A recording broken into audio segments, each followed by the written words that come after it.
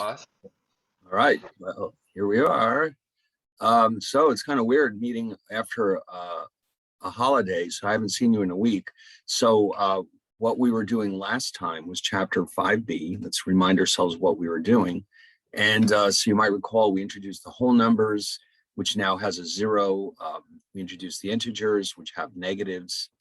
And we had a few other important concepts.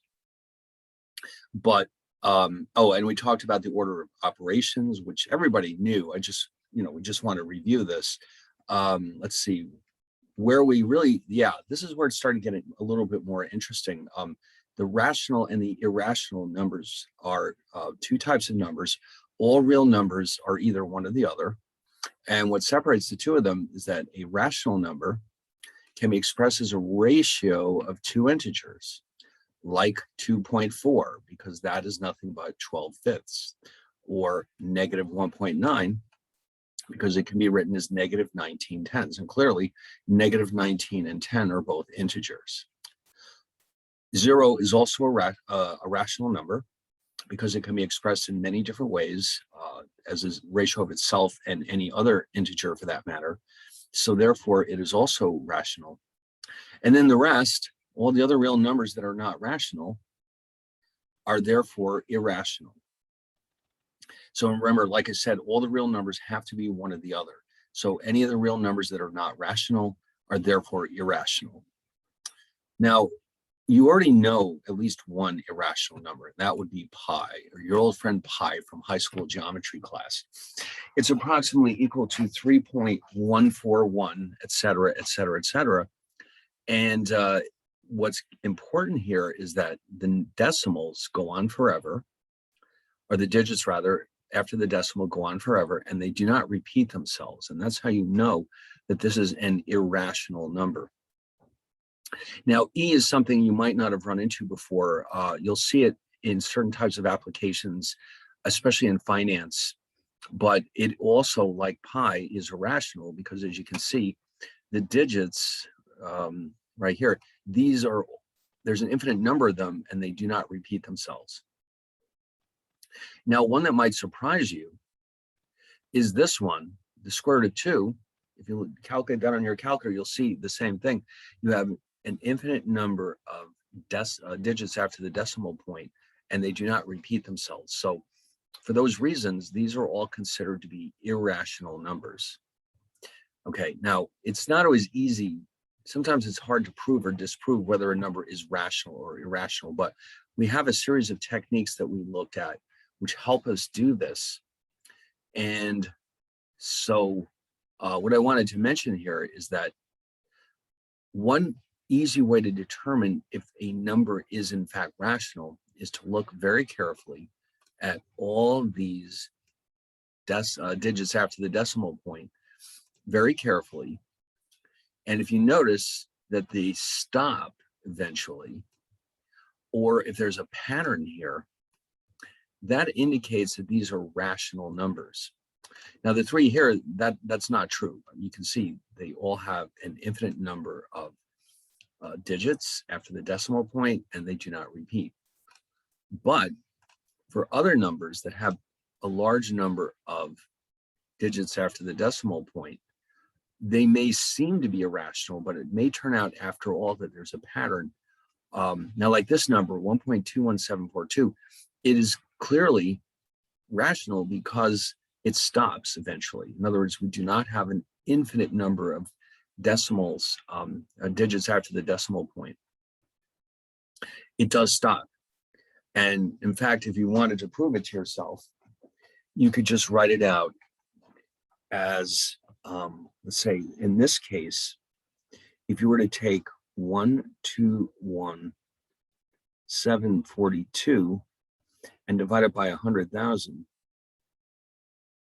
you'll see that it is in fact this number. Okay, so if you take out your calculator and do that calculation, 121,742 divided by 100,000 is 1.21742 exactly. It stops after 2. Now, in the case directly below it, you can see that the number of 3s is infinite. But you can see there's clearly a pattern here. They're all threes. It never changes. And so because there's a pattern here, even though there's an infinite number of digits after the decimal point, the fact that it's a pattern that we see here indicates that this is a rational number. And in fact, this is just 1/3. So we call the first type of number a terminating decimal. The second one, we call it a repeating decimal. Both of these are rational, okay? So all terminating and repeating decimals are rational. I'll just make a note here.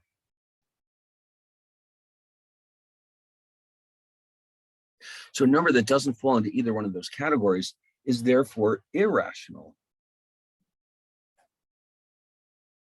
And so that's how you can tell them apart. Now, these are terminating. We don't have to even think about these. Clearly, these are all rational numbers. Now, you're not required to come up with the actual ratio, as long as you can see that the number of digits is finite. That's all you need to know.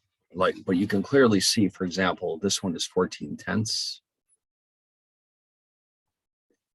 This could be written as 238 over 100.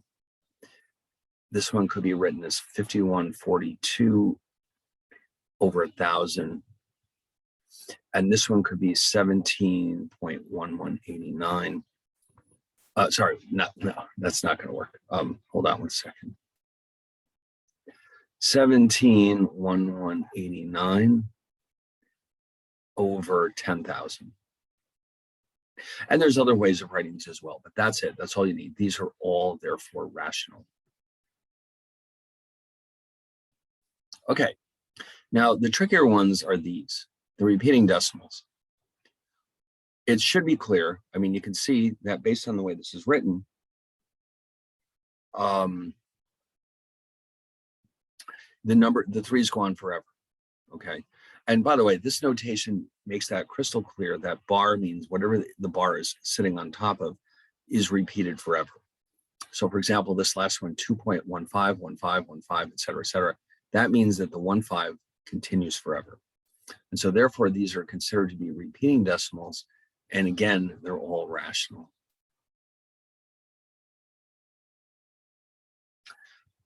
Now, the pattern can be very complicated, but as long as there's a pattern, these are definitely rational numbers.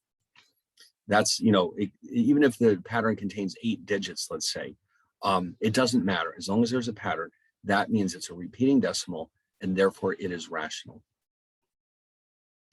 Now, what we were doing here is we were learning how to take some of these repeating decimals and convert them into ratios, just to prove once and for all that they are, in fact, rational numbers. In other words, it's fine that you know this, but it would also be nice if you could prove it by actually calculating that ratio. So we're going to do that next. And we started to do this with one case. Let's see, I think we used 0.88888. Okay, so basically, how do you prove that this is rational? By actually finding the ratio that it represents. Okay, well, here's the technique that we started to look at. Let's just call this n. N is 0.8 bar. And so what we're going to do now is some algebra on it. We're going to actually take n, which we know is 0.8 bar, and then we'll note that if we multiply this by 10, it becomes 8.8 bar.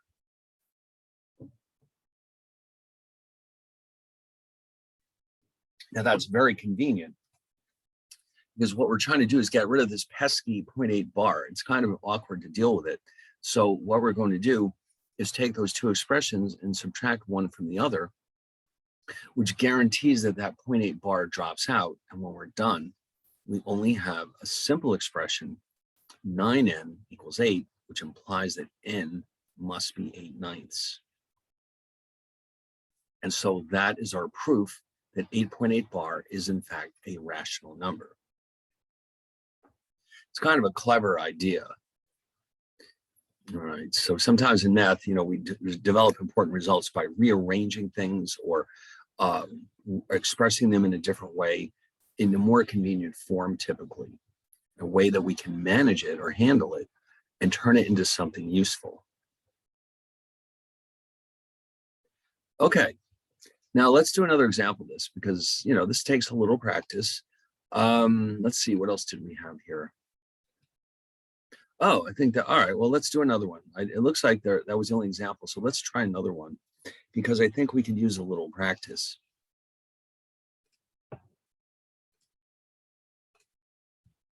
Let's try this one. Is 0.444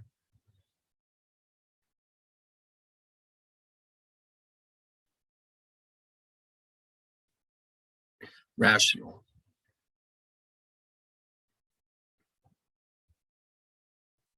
Okay, now, yes, we know that it is. The question is, what ratio does this equal?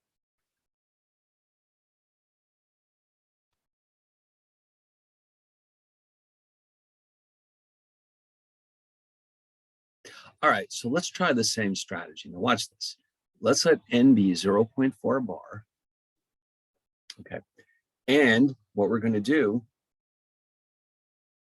is then multiply this by 10.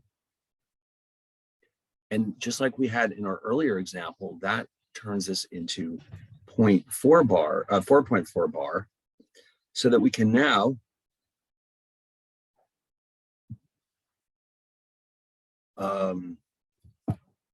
subtract one from the other. And we now have 9n.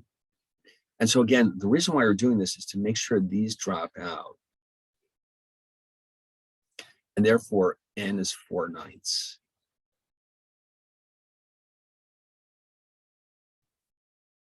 Okay, now what you'll notice after a while is a lot of these repeating decimals are actually ratios with respect to either 3 or 9. We tend to see that a lot. In a lot of these cases, you'll see that you're dividing something by either 9 or 3. Now, what I want to do, though, is show you what happens in a case like this. What if instead the value we're looking at is, let's say, 0.36 bar?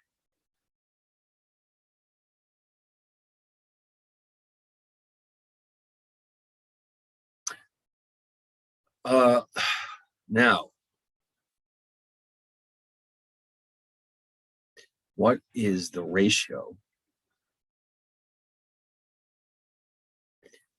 that equals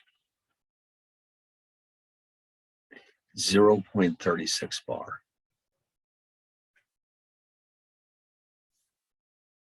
All right, now what's different about this case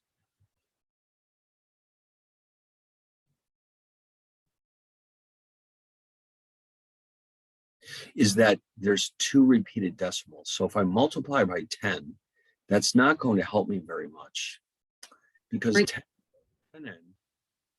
would be 3.6363. This is not going to help me at all. So here's what I need to do instead. Let's try 100. That will get me to 36.363636, which is 36.36 bar. That I like, because now I can subtract and get rid of the repeated decimals. That's always what we're after, okay? Otherwise, we're wasting our time. Remember, we're trying to simplify this thing. So therefore, n is 36/99. Again, you see the 9s. There's often a 9 involved with these. If not a 9, then a 3. And so here's the pattern that we're seeing emerging here. When you use this technique, the number that you multiply n by depends on how many repeated decimals there are. So since there's 2 repeated values here, 36, 36, 36, 36, Don't use 10n, use 100n. And what about the case where there's 3 repeated values? Let's try this one. Is 1 point, well, let's try this, just to keep it simple.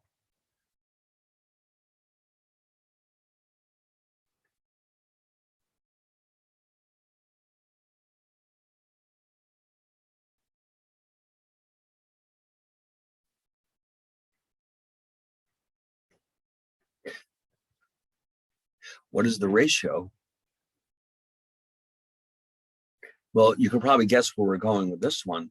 In this case, n will be the original value. Then we're going to use 1000n, because that'll give us 143.143 bar. Okay, so if you're not sure, multiply this in your calculator by 1000 and you'll see that this is correct. Now when we subtract, we'll have 999n equals 143 because these cancel out. And so now the final value is 143 over 999.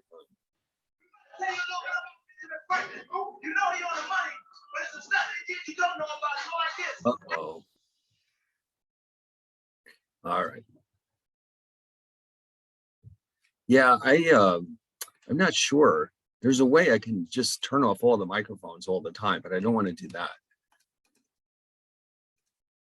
All right, well, anyway, so I just want you to notice that this technique always works, but you have to, the number you multiply n by depends on how many repeated values there are.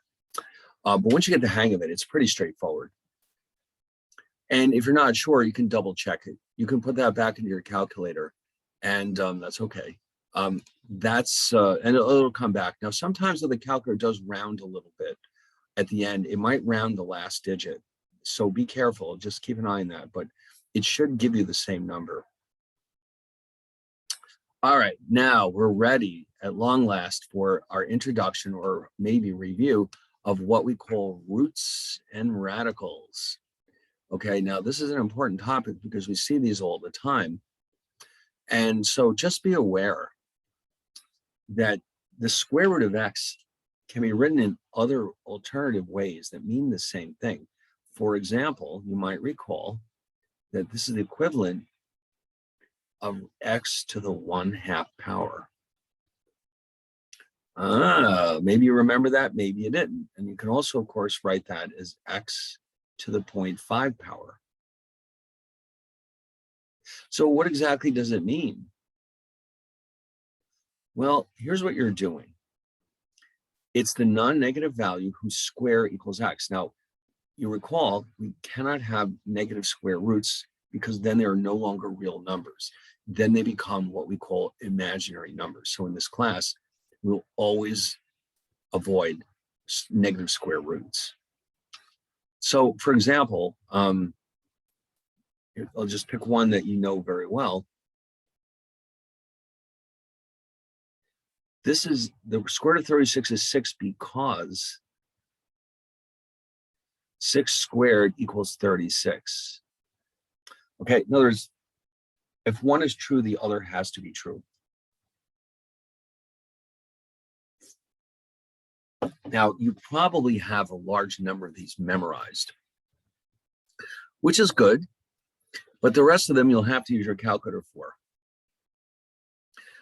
In fact, let's take a little detour here. I'm going to write up a list of the ones that you probably remember. I'm guessing that somebody insisted that you remember these along the way in your math career. For example, well, let's run through some of them. Well, radical 1 is just 1. Oh, by the way, I almost forgot to remind you, the word radical 1 is the same thing as square root of 1.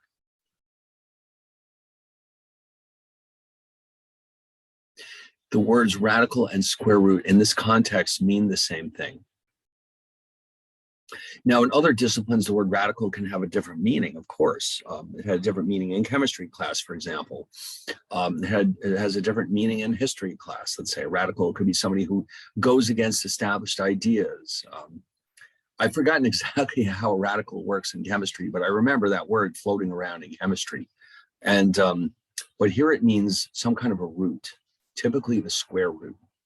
So there's a few that you're probably very familiar with. All right, let's see. Now, if you notice, these are the ones where the square root is giving me an integer. And I'm sure there's more. Maybe I'll write a few more down. You probably learn them all up to at least 10, possibly up to 12. I don't think anyone really goes any further than that.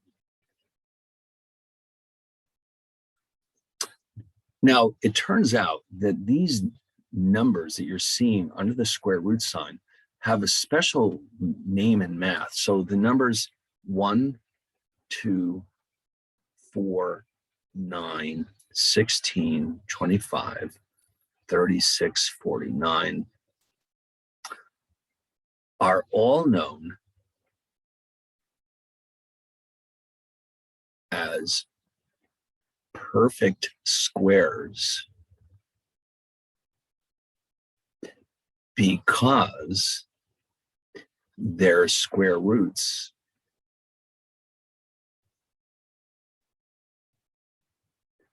are integers. So this is a very exclusive club in the real number system. The perfect squares. Ooh, doesn't that sound impressive? I'm a perfect square.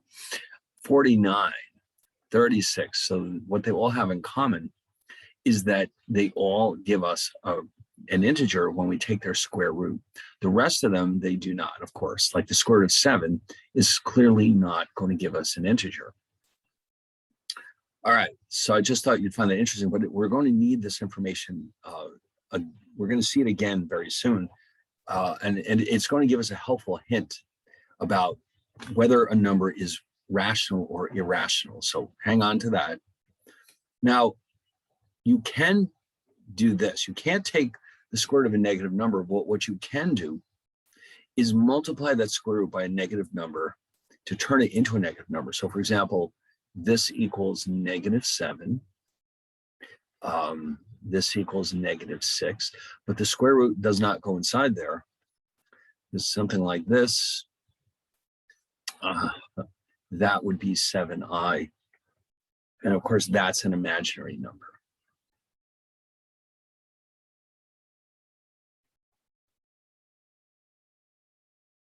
Okay, so the square roots that we're taking are sometimes called radicals. So you might have heard that terminology. This could be expressed as radical 3. I don't think there's any rhyme or reason as to when we say one over the other. It's not that, they're both totally appropriate. I don't know why they have different names like this, but they do. In fact, I think part of the reason for that is because math was invented or it evolved over many, many centuries, and many different people had a hand in these concepts. And so naturally, different names would have been created to associate themselves with these concepts. Like here, this is pretty much what I just did. The square root of 49 is 7, but negative square root of 49 is -7. Okay, so that's not a problem. And then here, same thing. Now, there's special terms associated with this. I don't expect you to remember these or memorize them. Technically, there's always special names for everything in math. 36 is formerly known as the radicand, if you can believe that. The whole thing is the radical. So I don't worry about it. I'm not ever going to ask you about this on a test. If you combine other numbers with a radical, sometimes we simply call that a radical expression because it contains at least one radical in it. I don't know about you. I don't like memorizing things. I like to understand, but memorizing is kind of annoying. But anyway, now if you square a radical, you're basically undoing that operation. So squaring and square roots are inverses of each other. So if I take the square root of 24 and square it, I'll just come right back to 24. And actually, interestingly enough, if I do that with negative radical 35, I'll still have a positive number, because remember what squaring means. It means multiply something by itself twice.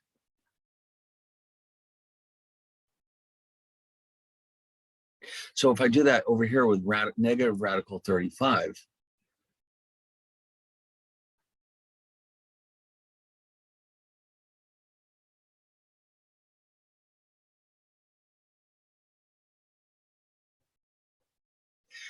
two negatives make a positive.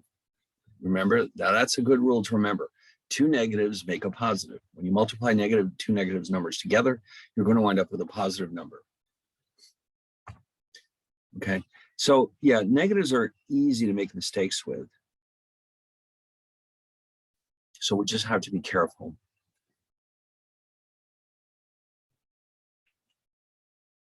Now, I mentioned this earlier, this notion of perfect squares can be useful because there's a very interesting result here. If a number is if the square root of x is rational, then x is known as a perfect square. Well, that's a terrible explanation. Let me show you let me write that a little more clearly. Okay, the square root of a perfect square is rational. Okay, so for example, since the square root of 25 is 5, the square root of 25 must be rational, because of course it is. It's an integer. Now, this is the interesting part. The square root of any number that is not a perfect square is irrational. That's the surprising part. No matter what number it is, if we take the square root of any non-perfect square, the result is irrational. For example, then, so let me write a couple of here. So therefore, clearly, this is rational because it's just 2, but this is not.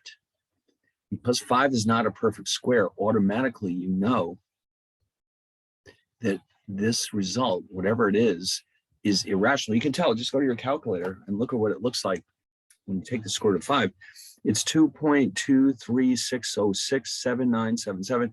It goes on and on forever without any repeated terms.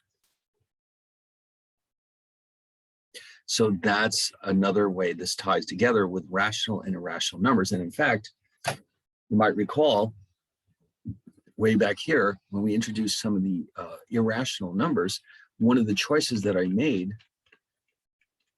was radical 2. Let's go back to our list. Here we go. Now we know why, because 2 is not a perfect square. Therefore, this must be irrational. I could have done radical 3, I could have done radical 5, radical 7, radical 6. Okay, so any square root or radical of a non-perfect square or a perfect number that's not a perfect square is automatically irrational.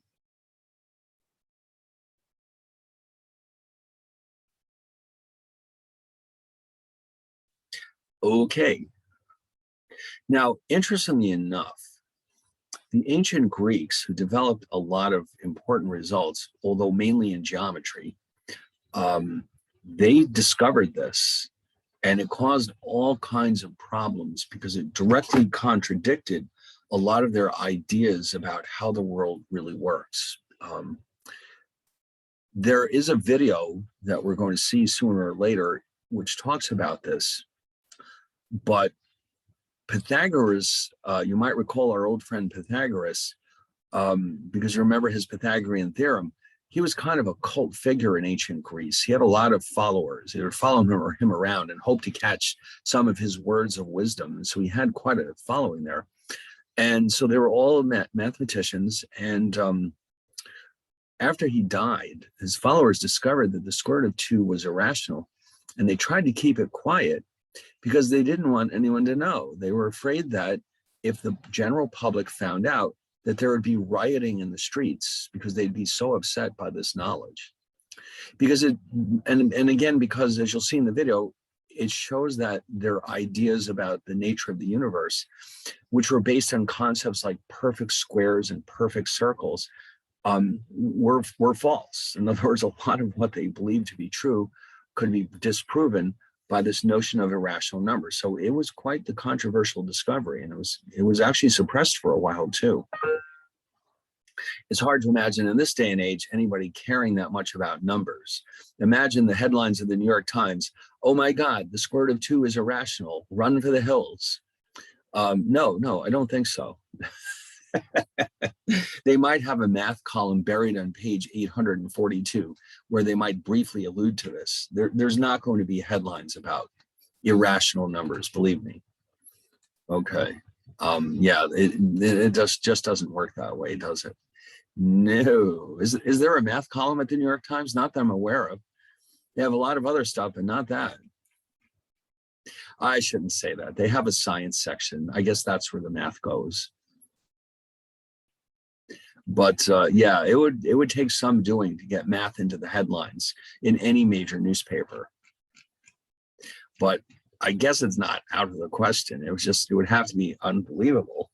Like, what if somebody proved, I mean, there's all kinds of theorems that have never been proven. What if one day somebody came along and said, you know, we've been wrong all along, that pi actually does have a ratio? That might get on that front page, but anything short of that, I don't think so.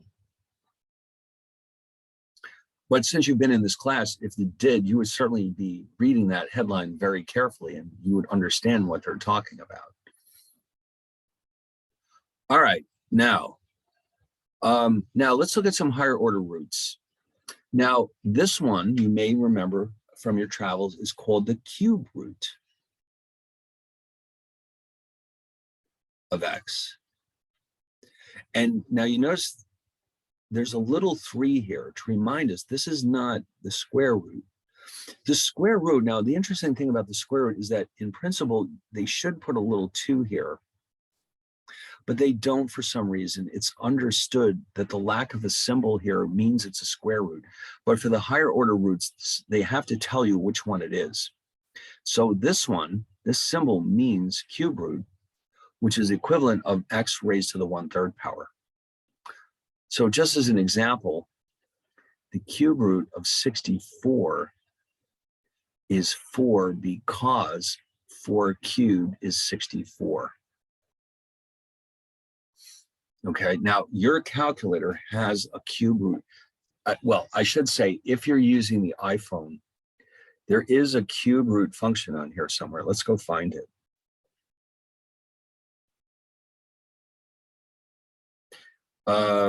Let's see. I'm getting mine out. Now, you know how this technology is not my thing.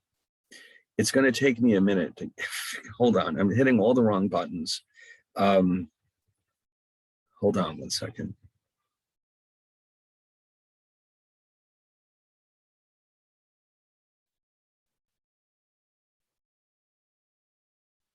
Don't worry, I'm coming up with it.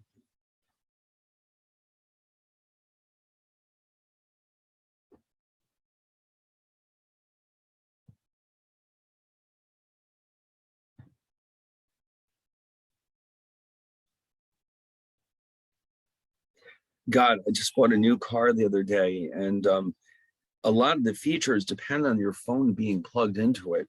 And so I've got a lot of learning to do in the next few weeks. It's just scary how complicated the car is. It's like there's a little computer built into it instead of like a dashboard. And so this is exactly the kind of thing I have to get used to. So anyway, no, I think I found it. Here it is. And don't forget to turn this thing on its side. So the cube root function is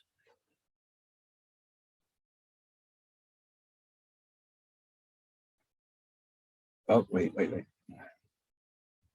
It looks like, okay, I think I found it. It's the third column from the left, and you go down through to the third row. Now, they've written it as cube root, the little 3. So let's do an experiment here. Hit 64 cube root. No, yes, it worked. It worked beautifully. So the way this calculator works, apparently, is that you hit the 64 first, then you hit that cube root button, and it automatically shows you, without parentheses, the value 4. So let's get some practice with that. Cube root of 64. Let's make sure we understand how this thing works, because it's going to save you a lot of grief later on. All right, so can everyone reproduce that result? If so, I'm going to give you a challenge here. I want you to tell me, hold on one second, I'm making up an example right now. I want you to give me the cube root of 125.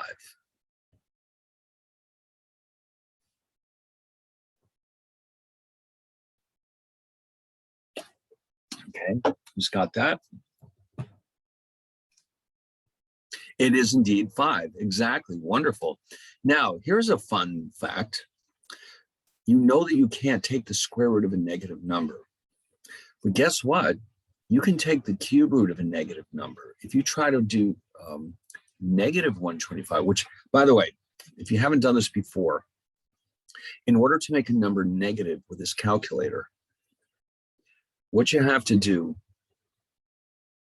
is hit 125, and then you're going to hit, there's a button in the extreme upper right-hand corner next to the C, which has this button, which means change the sign. When you hit that, it'll show up in your screen as negative 125. And now you take the cube root button, and you should get not 5, but negative 5. And that's because negative 5 cubed is negative 125. Okay, so just be aware, while you can't take a square root of a negative number, you can take the cube root of a negative number. Also be aware that this is the same thing as this. Now, once we get past 3, the calculator will no longer have special buttons for you, and you must learn how to use the exponentiation key. For example, what if we are looking at, oh, by the way, here's an example too. If you take the cube root of 8, you'll get 2, because 2 cubed is 8. What about 4? Well, now we're getting into some deep waters here. First of all, there's no longer any names for these roots. This is simply called the 4th root. Okay, you notice how the square root could in principle be called the 2nd root. But it normally isn't. We simply call it the square root, and the cube root in principle could be called the 3rd root, but we typically call it the cube root. Okay, but now after this, there's no more names. You just call it the 4th root. And there is no button on your calculator. So if I want to do a 4th root, now I have to show you a fairly complicated process. So just as an example, it turns out that the 4th root of 81 is 3. Why? Because 3 to the 4th power is 81. So how would you implement this on your calculator? You would type 81 rather. So now you need the all-purpose exponentiation key, which is, oh God, where is it? X to the Y power, which you will find. It's directly under the button M+ on the top row. It's towards the left. And now here's where it gets a little tricky. That exponent is a fraction. So here's what you're going to have to do. You're going to have to hit open parenthesis. The parentheses are in the upper left-hand corner, by the way. Okay, so let's do that. 81, exponentiation key, open parentheses, although they do not show up, unfortunately, in the top. When you hit a parenthesis, you will not actually see it listed there. I don't know why. That's just how they chose to do this.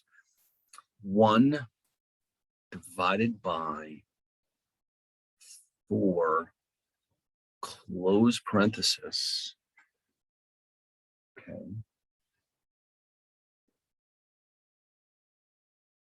And now you'll see 0.25 on your screen, and then you hit equals. And it should come up 3. Okay, so it's showing you that this is 0.25, which is clearly 1/4. So what you've just done here is taken 81 to the 1/4 power. All right, so let's make sure that everybody got the right number. All right, so, well, let's put it this way. Did anybody not get the right answer? And if so, most likely there was an issue with the parentheses. That's almost always the problem when you're using a calculator like this. You've got to be super careful with those parentheses. All right, well, I'm going to, then if that's the case, I'm going to give you a challenge. I'm going to ask you for the following, and you're going to have no trouble with this whatsoever.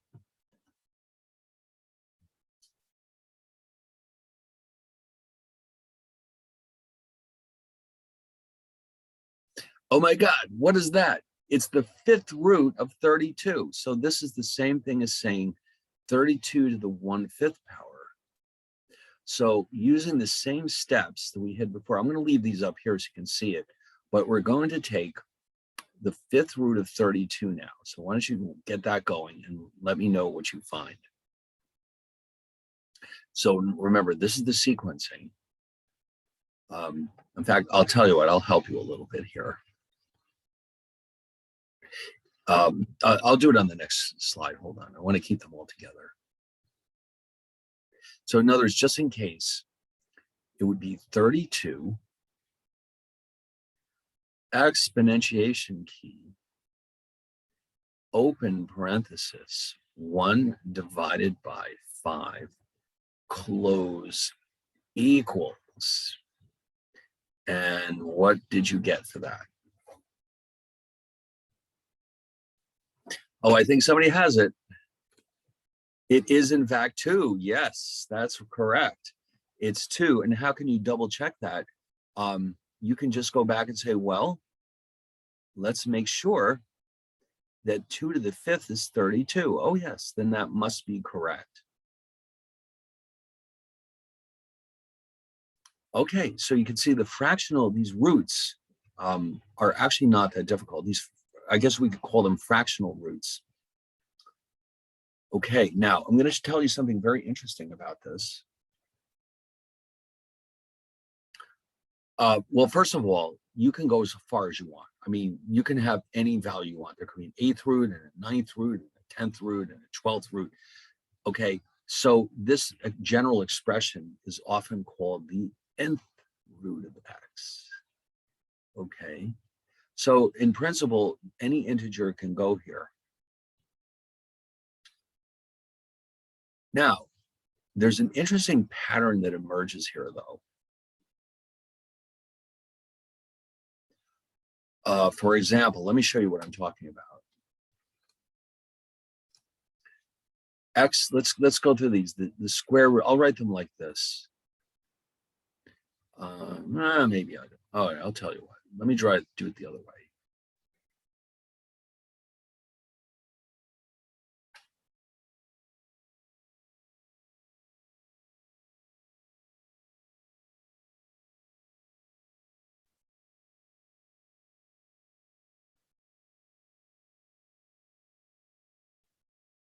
That of course means it goes on forever. And then over here we'll have, oh yeah, that's 2, 4, 6, 8. All right, now watch this.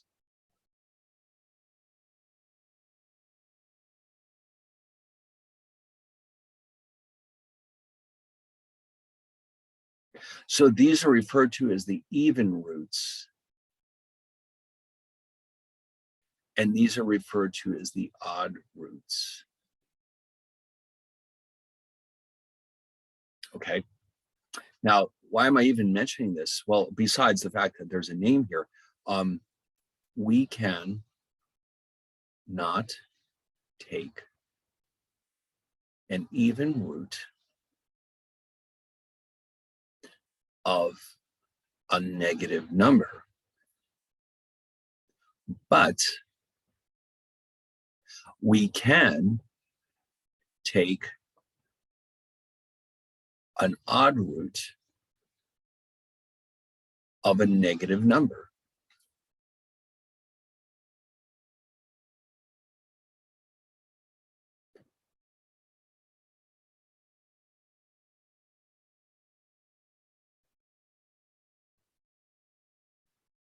So just be aware. So for example, I could take the 5th root of a negative number or the 7th root or the 3rd, but I can't do that with the evens, the square root, the 4th, the 6th, the 8th. So just always be aware. I can always take the odd root of a negative number, but never the even, never the even roots.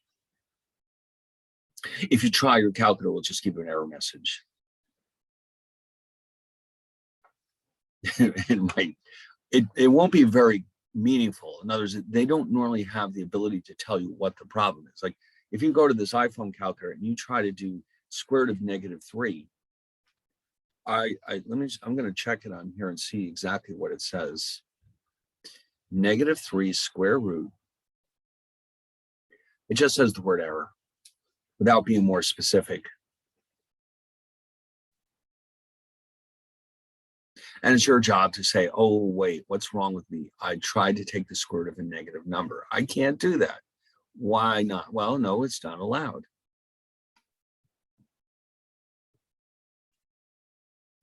Okay, now what we're going to do next is apply algebraic. Oh, yes, go ahead. Okay, sorry, that kind of confused me for a second. Oh, what you're saying, so you can't do negative square roots when it comes to even square roots, right? No negative square roots are allowed, yes. Okay, and for the odd roots, you can do it with the negative. Yes, you can. Any of the odd roots, you can do it with a negative number. Okay, cool. Thank you. Okay, good. All right, so don't be shocked when you do it and you get an answer. Like if you take the 7th root of -44, you will get an answer. But if you try that with the 6th root, it will not give you an answer. It'll give you an error message. But anyway, so what we're going to do here now is we're going to apply algebra. Oh, do you have another question? Okay, just checking. Okay, we're going to apply algebra to these radicals. Now, you might think that that's a very straightforward thing to do, and it is up to a point, but we have to be careful. There are certain restrictions on what we can and cannot do with radicals. All right, so for example, let's introduce to ourselves the product rule. Now, A and B are meant to represent any positive numbers. And so if I have the square root of a product AB, I can break it up into the product of the 2 individual terms. Okay, so if I had, for example,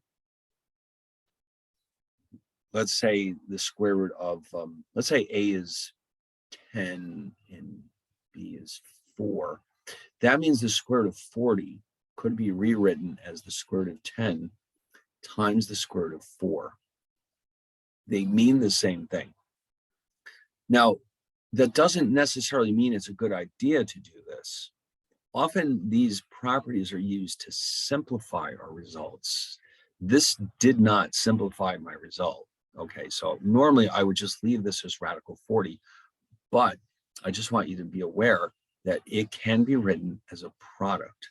And in fact, I could also have done this as 8 times 5 2 times 20. Or I don't know why you'd want to do this, 40 times 1, but it's valid. That's for sure. So yes, this is one of the key properties of radicals. We can multiply radicals in such a way that their products match up. Sometimes that makes it possible to simplify results. And so that's when you would normally do this. If not, you would just keep your results the way they are. So remember, in math, we often always look out for every possible opportunity to simplify our results. Kind of like you might remember, if you had a result in a different math class of 4, 6, what would you normally do with it? Would you leave it like that? No, most likely you would reduce it to 2/3. It's just simpler. Okay. Somewhere along the way, somebody taught you to simplify fractions whenever possible. That's true for all areas of math. It's not just the fractions. Okay. Just like you always try to simplify your life. Do you like complications? No. You want things to be simple. So whenever humanly possible. All right. Now here's some simple other cases. They're, pretty much the same, except I want you to notice that in the second case, look what happened here. By breaking up 12 into 4 times 3, that radical 4 is 2. Now, as far as simplification is concerned, whenever possible, we would like to keep the number in the radical as small as possible. So in other words, a mathematician would say that between these two, this is the preferred choice, even though they're the same thing, because the radical is as small as possible. Okay, so whenever you have a chance, you want to go with this one. Now, on the other hand, look at this one. No. In that case, between radical 10 and radical 2, radical 5, this would be the preferred method because it's just simpler. Look at that. Why would you want these two radicals when you can have one nice radical? Okay. So, we'll work on this as we go along. Now, having said that, these do both mean the same thing. So if this was the answer on a test, I would give you credit for both of them. But just be aware that this would be the way to go compared to this. Okay. Now, so remember, simplifying is something that we always would like to do whenever possible. Now, as far as this multiplication is concerned, sometimes if you look at the factors of these numbers, you might stumble onto a perfect square. How would that help you? Oh, look at here. Oh, look what I got. 4 and 10 are factors of 40. So look what I can do. I can rewrite this as the square root of 4 times square root of 10, which reduces to 2 radical 10. And like I said before, this one is the preferred way of writing it because the radical is as small as possible. Now, sometimes you might not notice it. 252 has factors of 36 and 7. That one doesn't immediately jump off the page at you, does it? It most certainly does not. But once you stumble onto it, you'll say, wow, I got lucky here because look what I can do. I can rewrite this as 6 radical 7. There we go. That 6 was hiding in there, wasn't it? And then here's another one that's not obvious at all. Radical 245. Well, that's the same as 49 times 5. And of course, 49 is a perfect square. So I'll end up with 7 radical 5. And these are all the preferred approach. Not that these are wrong on the left, but these are what we prefer. They're simpler. And sometimes, if we have a very complex expression, this can help reduce the expression even further. So that's why we try to write our radicals like this. Okay. Now, don't get too carried away. It's not always possible to do this. You know, it's not something you want to spend a ton of time with. But like, for example, radical 13, well, what are the factors of 13, 1 and 13? There's nothing we can do with that one. All right. All right. Now, multiplying radicals. Sometimes with a radical, you might have a constant like 3 radical 5, let's say, times 2 radical 6. What do we do now? Well, what we normally do is we multiply the coefficients. These are called coefficients, you might recall.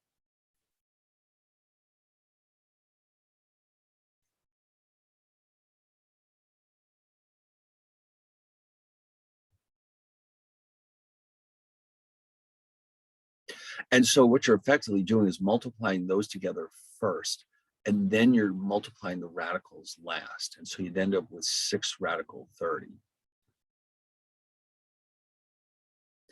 instead of this. So in other words, you can see that's obviously a better choice because it's all one expression instead of the product of 2. But in general, for any real numbers, positive numbers, A, B, C, and D, you multiply the coefficients to come up with this value, and then you multiply the square roots or radicals to come up with this number. Now, it looks more complicated than it is. But I mean, you can see from that example on top, it's not that big of a deal. And sometimes the only reason we do this is, again, for simplification purposes. All right, so let me show you a few quick examples. So look what I did here. Now, it's always the same. I multiplied the 3 and the 4 to get the 12. I multiplied the 2 and the 3 to get the 6. And I'm done. That's it. I can't take it any further.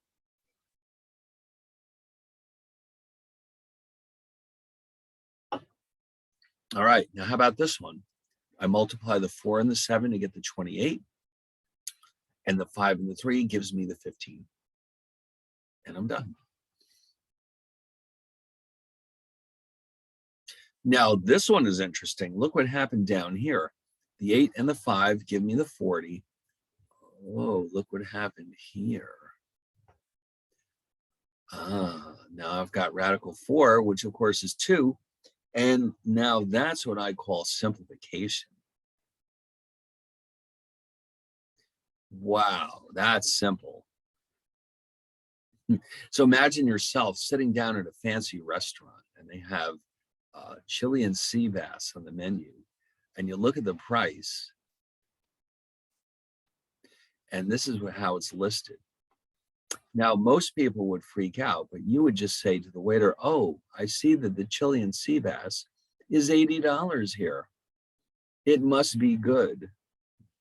And you'd feel very proud of yourself because you know how this works.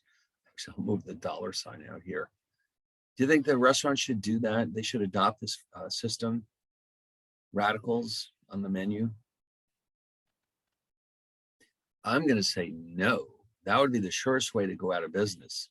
Well, I would like to see it, but I don't think it's going to happen because you have to ask yourself how many people out there would actually understand that this is $80. Well, you guys would, but many people out there would say, I don't get it. I don't get it. I've lost all my math skills. And so they probably shouldn't do this unless it's a special math restaurant. Is there such a thing? Even in Manhattan, I don't think so. I wonder what they would serve on the menu. The math restaurant. I like that idea. Yes. And everything in that menu, the price is a function of radicals. and that's it. And if you don't understand, well, then it's your problem. And then when you get your credit card bill, it says, well, we charged you 8 radical 2, 5 radical $2 for that meal. Oh, I don't think so. But you can see why 80 is so much cleaner and simpler than this. All right, now here's a good question. If I can multiply radicals, does that mean I can divide them? What do you think?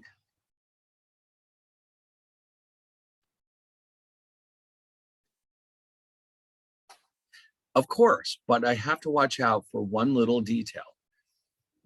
What is it that I'm never allowed to divide by? 0. So as long as I avoid dividing by 0, there's no reason why I can't divide two radicals. So let me show you a quick example. The square root of 2/3 is the same as the square root of 2 over the square root of 3. And you might say, well, so what? But sometimes that can be very useful.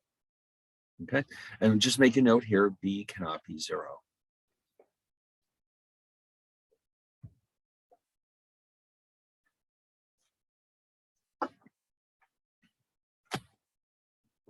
So let's look at a few quick examples. And you'll see again, sometimes this helps simplify things, sometimes it doesn't. Like this one, it's not going anywhere. I mean, these are two prime numbers. Usually you would leave your answer like this. Okay, this one worked out well though, because this one, you're reducing it from 2 radicals to 1. So I think a mathematician would agree that radical 2 would be better than this. But this one, we really got lucky. I consolidated these two into the square root of 2/8, which is 1/4. And guess what? Those are both perfect squares. Oh my God, whoops, 1/2. And that's what we got here. And the net result is 5 instead of this mess. Okay. All right, now before I go on to the next section, adding, you would think that multiplication and division would be the tricky ones, but it turns out adding and subtracting radicals is actually a little bit more complicated. So I had intended to show you a couple of videos today, so I don't want to forget about it. We're going to have, let's go back to Moodle, where these are kept. And again, these are all going to help us understand what we're doing. Then they're going to be hopefully not just informative, but fun. So let's see, what have I put together for us today?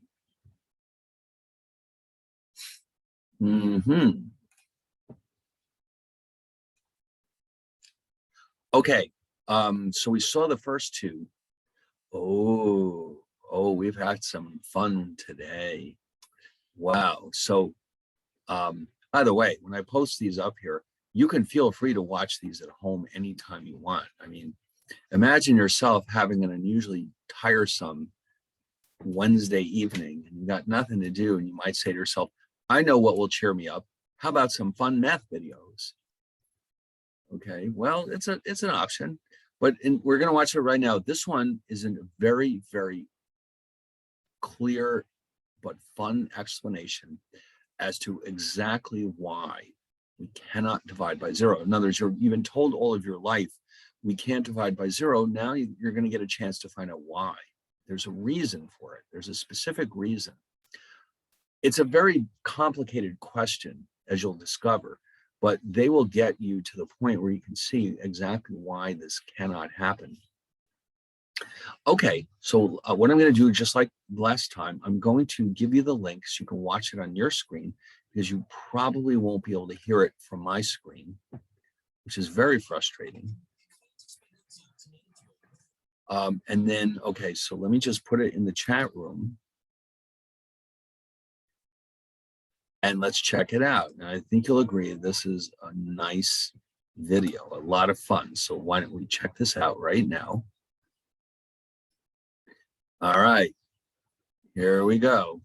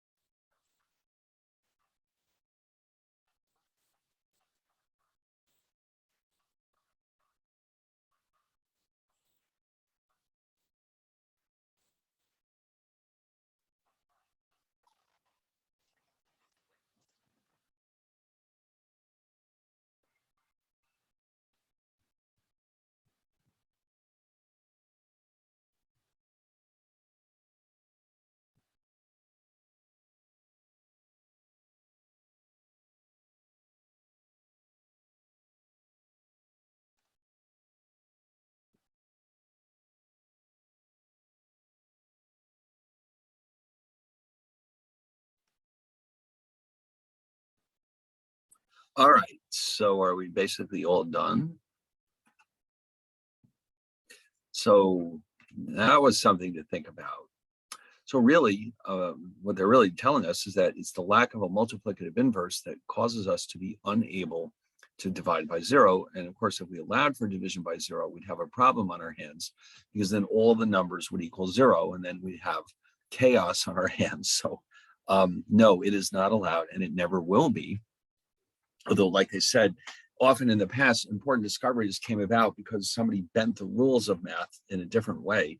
And so you never know what might come about. But no, never, no division by zero. It's simply not permitted. Yes. And now you know, now you have a better feeling for why. I hope. And it was a fun video too. Anyway, now this next one is more about history, but it also helps us understand more what irrational numbers really are and why it caused so much trouble for the ancient Greeks. It's extremely interesting. And of course, well done. Otherwise, I wouldn't show it to you. So let me grab this one. And there's some intrigue in this one. It's not just pure math. All right. So let me send this link off to you. And we'll check this one out too. All right, here we go.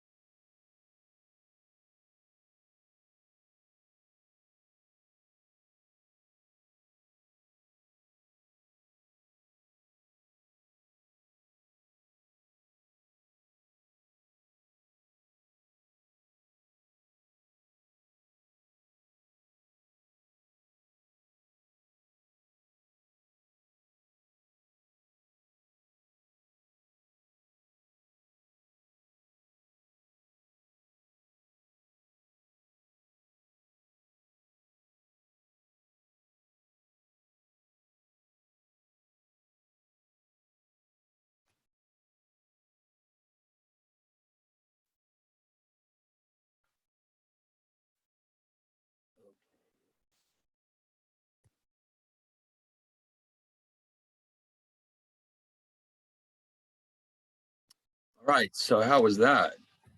Yeah, and he got into trouble by proving something that they didn't want to know, that there are irrational numbers, which called into question everything they thought they knew. So it was kind of controversial. And they did mention that these are the Pythagorean mathematicians. They were followers of Pythagoras. And so Pythagoras himself, we may want to watch a video about Pythagoras because we all know about his theorem, but he also did a lot of other interesting things.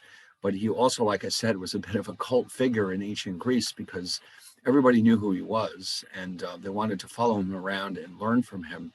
So I'll see what I can do about that. But so anyway, so I think it's 10 of. I know let's. I think we've had enough fun for one day. I think we can stop right here, and we'll pick it up where we left off with our discussion about radicals and the operations we can perform on them.